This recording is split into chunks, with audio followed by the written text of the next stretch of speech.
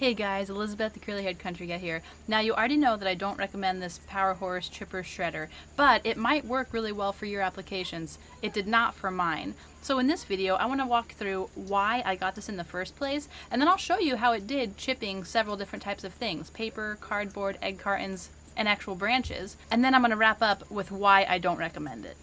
Let's do this thing!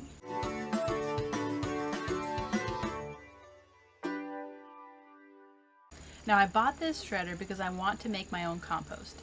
The bigger picture is that I want to make all my own compost for free. The bigger picture is that I want to grow in only compost that I make for free. And the biggest picture is that I want to work toward raising 100% of my own food so my family can have the highest quality meat and produce at the lowest possible cost. And I want to do that using compost that I make for free. Right now on the animal side for us, that looks like rabbits, chickens, and bees. And right now we have about 300 square feet of food forest.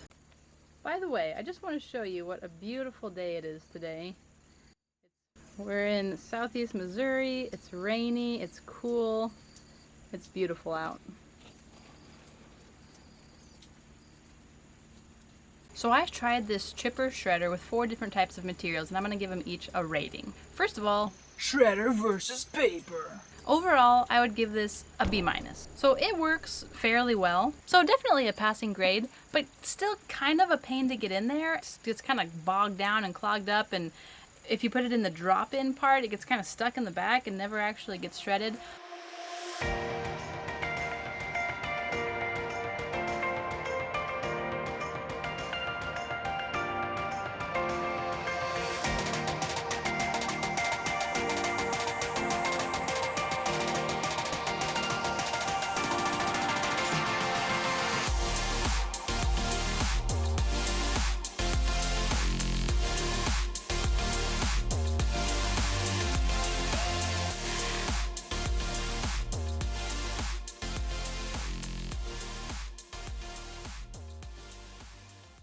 But you can see that this kind of pulp that it makes is really nice for compost, really fine.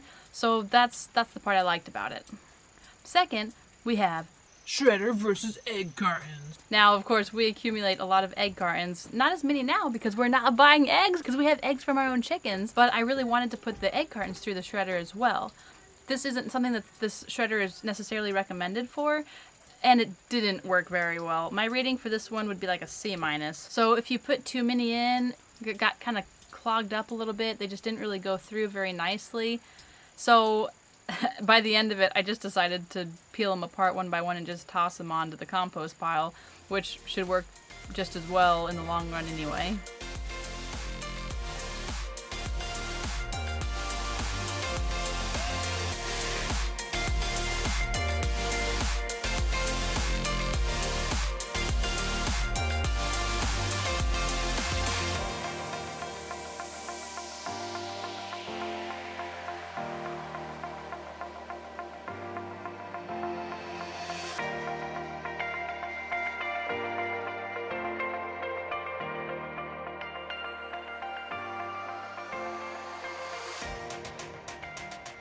Hey, thanks for watching this. If you're enjoying this video, can you just like it down below? Thanks. And if you want to walk with me as I work towards raising 100% of our own food naturally and sustainably, go ahead and subscribe and hit that notification bell. Next up, shredder versus cardboard. Now my rating for this one is like a D, and honestly, this is probably the biggest reason that I got this shredder, is because I had watched one of the promo videos for this chipper shredder, and they specifically said, hey, if you want to grind up your own cardboard for your compost, this is how you do it. And they showed you, and you were supposed to roll up the cardboard and put it through the chute or through the top, I believe, and it was supposed to come out this nice powder for your compost, or well, pulp for your compost. So that was a big part of what played into my decision to buy it. But putting cardboard through this does not seem to work very well. First of all, if you've ever tried rolling up cardboard to stick it into the chute, I mean, at least for me as a woman, it's hard to roll up cardboard. It's not enjoyable. I don't like it. So What I ended up trying to do was to shred the cardboard so that it would fit into the top easier, because again, things were getting bogged down in it and clogged. That's another time expense that I had to do, was take this big pile of cardboard that I have accumulating from getting meat and produce from our local grocery store, and after it rains to go ahead and shred it up, and then put it into the chipper and shredder, and it still didn't work. So that was a pretty big disappointment.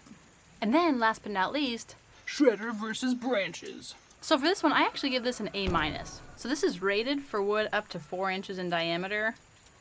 I don't think I would ever put something 4 inches in diameter in there. It works really well for branches that are like 1.5 inches to 2 inches in diameter. And as you can see, it definitely pulls them in, shreds them up. It makes this beautiful mulch out of it.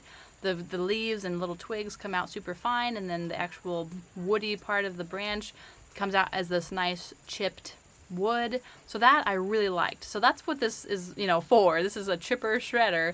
And so if you're buying one of these specifically for that, I think this would be a really good tool for that. So like I said, it's not what I got it for, so that's why I'm hesitant. But it still didn't work great putting the branches into the top to shred it from there. I think you're supposed to be able to put them into the shaft or up there. The top, I think, is designed mainly for leaves. And that's where I kind of ran into some problems. And I'll get back to that a little bit later when I talk about why specifically I'm not recommending this. But again, overall, if you're using this shredder specifically for shredding and chipping branches, I would maybe recommend it.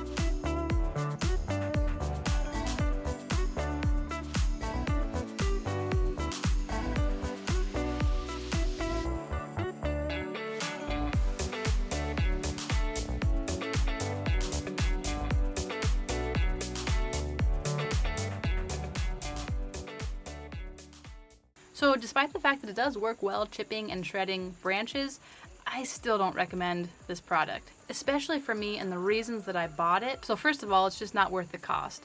Brand new, these cost about $1,000. If you get them on sale from like Harbor Freight, I think they were about $850, and I purchased this one for $600. This one is the 420cc with 12 horsepower, and it's got 10 hammers and 10 shredding blades. So it did have a higher horsepower and a higher cc than other ones that I looked at. So I did get it at a pretty good deal, but that was still a pretty significant investment. So the second reason I don't really recommend this is that for me, as a not so mechanically savvy woman, it's just not a very good fit. So the way we have our homestead set up is that my husband Jared is an awesome supporter and encourager. We mutually support and encourage each other, but the homestead stuff is really my thing. It's not his thing. So I try to do things that aren't gonna make more time for him, which means that if something jams or breaks, I need to be able to fix it. And unfortunately, something did jam on this. So toward the end of this demo that I had been filming for you, the engine started smoking. I had put too much stuff in it, I guess, and so I just killed it, and I haven't been able to start it since.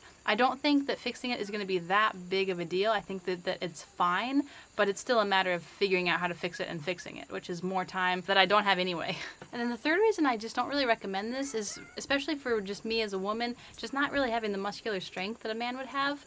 So it is still kind of big and awkward to get around, even though you can hook it up to a mower to get it moved. The other thing with that is that when I was putting some of the branches into the top to get it chipped, there was some pretty big kickback, and I actually injured my hand from it. There is a battery start for this, but the battery isn't working, so we needed to do the pull start, and that was pretty difficult for me. I actually did need to get my husband out there a couple times to help me get it started. So there you have it. If you're just shredding branches, maybe I'd recommend this, but maybe not still if you're a woman working on the homestead like I am. And I especially don't recommend it if you're getting it specifically to try to help you make compost. So what now?